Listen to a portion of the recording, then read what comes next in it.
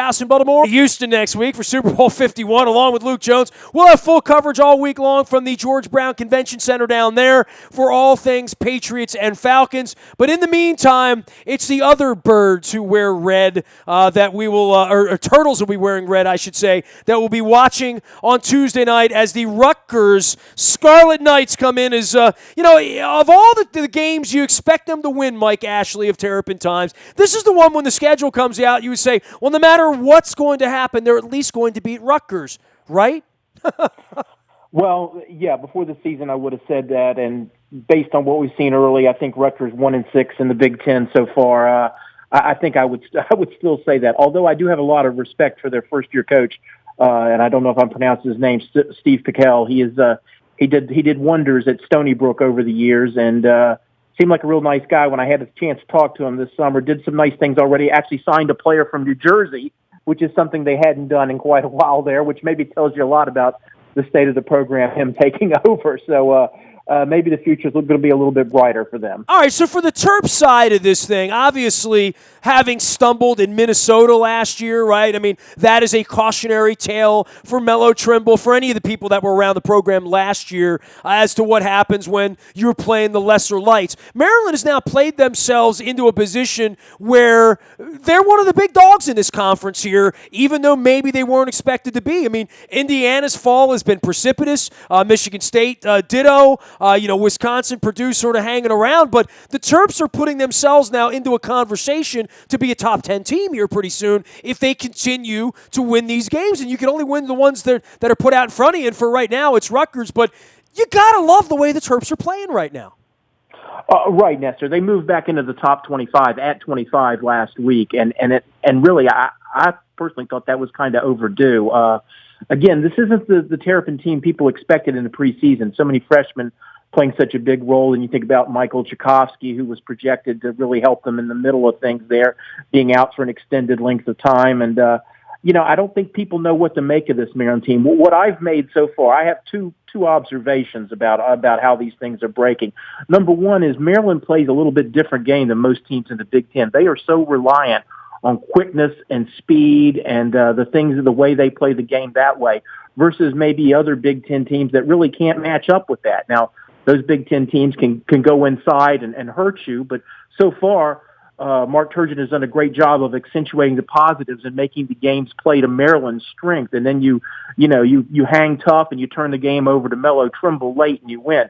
The other observation I have is I just don't think the Big Ten is as good this year as it's been in seasons past, at least what Maryland has seen of it. Now, granted, Maryland hadn't seen some of the other best teams in the league yet, but so far I'd have to say it's the opposite of what football was. This is seems to me kind of a down year in the conference. Well, and it might be a little bit middle up as well. I mean, nobody's blowing anybody out, and when you start to see Nebraska go on a tear and take care of Maryland and Indiana in a week, and 2 weeks later, I mean, Rutgers only has the one win, right? I mean, recently, and it was over Nebraska over the weekend. They beat Nebraska by a point up in New Jersey on Saturday, 65-64. Nebraska was one of the teams knocking off the big dogs. So maybe these teams are a lot more bunched up into some level of mediocrity where you have to hit a shot and win. But when you're 17-2, you can't be talked about in the breath of being mediocre. You're not mediocre when you're 17-2. Oh, no. Well, Maryland certainly not. They've beaten, who's been put in front of them this year, and they've done it, in a variety of ways. And you kind of like you see guys like Justin Jackson and Kevin Herter and Anthony Cowan just continue to answer the bell, young players that, just continue to get it done. I've been extolling the virtues of DeMonte Dodd the last few weeks to you, and of course he was 4 of 5 from the field, 10 points, out there at Iowa. So there's a lot of pieces, and I still think they're coming together for Maryland, especially when you look at the bench. You look at what Jalen Brantley has been able to do this year, which for a lot of fans I think has come out of nowhere, but that's something that's been building. And Jalen Brantley was kind of, I don't think he could find his way last year. Didn't know how to handle being a backup to Melo, what his role was. This year he's just turned into the offensive dynamo that some of us had heard he was coming out of Odessa, junior college and originally from Springfield, Massachusetts.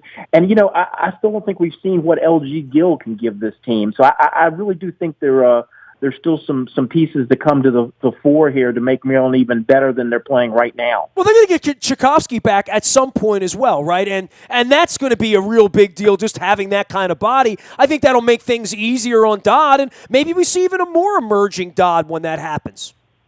Well, I really had Tchaikovsky slated. He's a reason I ranked Maryland in my top 25 in the preseason. I really thought he was going to be a breakout player this year. So what they're doing without him has really made my chin sort of drop. And in the meantime, they've got a lot more playing time for Yvonne Bender, who I think is a much better player than he was before he had all this playing time. Now he's fitting in better and still feeling his way. But yeah, Tchaikovsky's supposed to be back. The boot was off last week.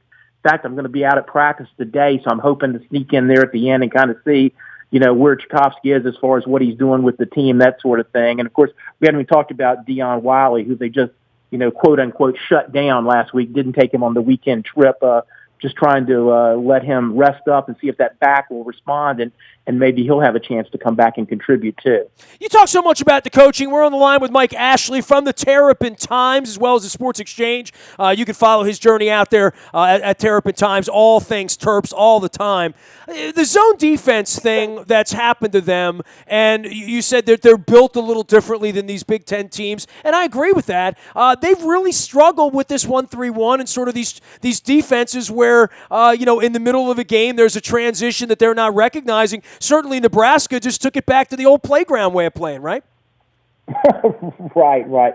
They do have those three freshmen, though, and Mark Turgeon admitted they hadn't worked much against the 1-3-1, which Nebraska had shown, so they were kind of taking it on the fly there that game. But that one was, and I don't want to stick that just on that because I thought Nebraska was amazingly resilient because Maryland just kept punching them, and Nebraska just wouldn't go down. They wouldn't let the game get more out of hand than it did, which was about 13 points, I think was the biggest lead. Well, really, the story there is to make a shot. I mean, they didn't make a shot the last 6 minutes. Well, you don't make a shot, you're not going to win, And some of those shots were open. That it's funny because this team really has not been as good a shooting team as they can be. When you think about what Jared Nickens has gone through this year, although he seems to be busting out, and you think about some of the other guys that haven't hit as consistently from the perimeter. But, that's going to get better too, when you got such a young team, and again, what I'm saying about them with a chance to get better is just, they've got to get Tchaikovsky back into the mix. They've got to figure out more of a consistent role for LG Gill. There's still a lot of movable parts. The young guys, you hear about that freshman wall. Well, I don't necessarily buy into that, but it's going to be interesting to see how these guys, if they can continue to play at the high level they're playing, through the majority of the season. And then you start looking at Maryland's schedule, and after the Rutgers game, I think it's 5 of the next 7 on the road. And that's a tough stretch for any kind of team. Well, and the road begins on Saturday after the Rutgers game on Tuesday night. They'll go to Minnesota, which was, the barn of horrors last year. That's a 2 o'clock tip on Saturday. Then off to Ohio State next Tuesday night. Then Purdue comes in on Super Bowl weekend at noon, Super Bowl week. For me, this little stretch here in these road games, they have not felt intimidated or out of place in Illinois, at Iowa, at Michigan. They've played very, very well on the road, and that's something that's going to bode well for them. Oh, there's no question. Again, I hate to keep talking about that youth, but when you got these kids, I sometimes you wonder if they know enough to be intimidated that they just go out there and play. Sometimes it seems like, and of course, Melo Trimble has always been that kind of player, and you just have a feeling now if you're a Maryland fan, if you can stay close, Melo's going to make a play somewhere there late in the game to get it won for you. And if you start fouling him, well, he's going to beat you at the line. So, this Maryland team is, it's not necessarily the way we thought they were going to do it this year, but maybe in some ways they're even better than we expected.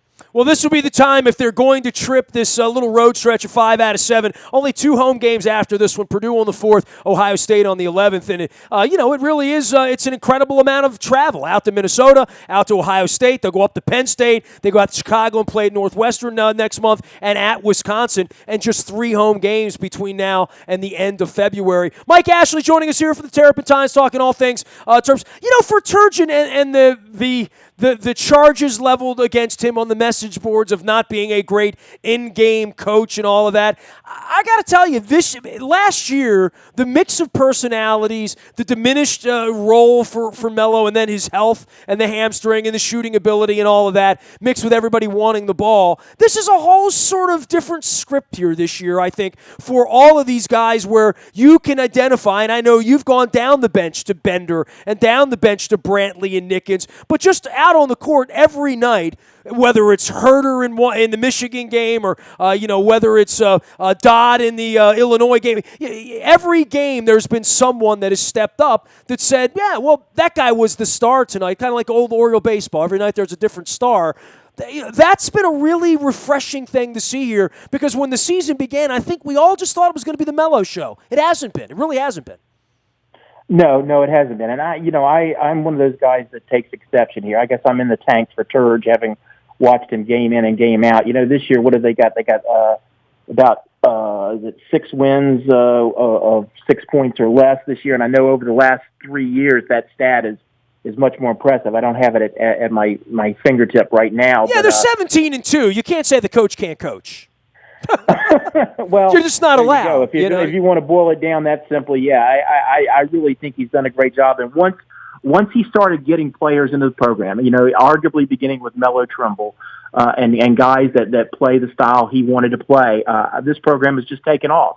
And it's just.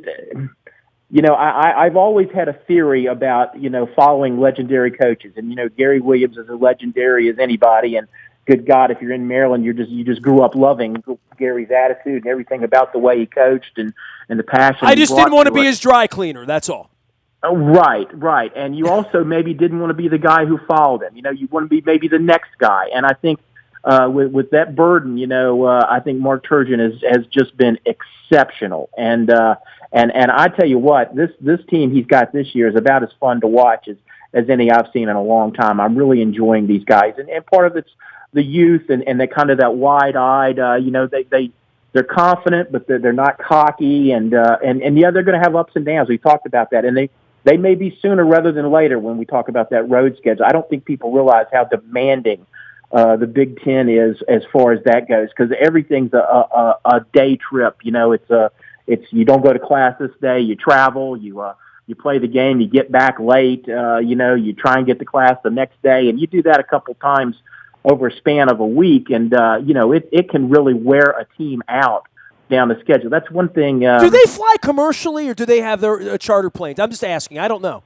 I think they've done some charter, but sometimes I think you almost have to do commercial. I could be wrong about that, but here's the thing: people never talked about this in the ACC. Maybe the hardcore fans did, but if you're North Carolina or Duke or Wake Forest or NC State, you're right in the middle of the ACC. You're sleeping in your own bed almost half your schedule, maybe more than half of your schedule once conference play starts. Yeah, you've got the trip to Miami and to BC, but if you're at those other schools at the other end, you're traveling twice as much as those teams in the middle. So it was just a built-in advantage. And yeah, now Maryland's gone the other way in the Big Ten, and of course everybody has to travel in the Big Ten. So I guess it's more of an even playing field. Great having you on as always, man. Hope to see you courtside on Tuesday night for Rutgers, and then the Terps will take this thing on the road. It's been a great season here, Mike Ashley. This is fun, right? I mean, it's a whole lot more fun than not being 17-2. I'll tell you that. Yeah, definitely. Get out there and see these guys play. Yeah, they're playing great right now. We'll send everybody out to see you out at Terrapin Times as well as at Sports Exchange. Always great to have you on, Mike. Appreciate that. You got it, my friend. Tell Kavanaugh we said hello. You got it. There he goes.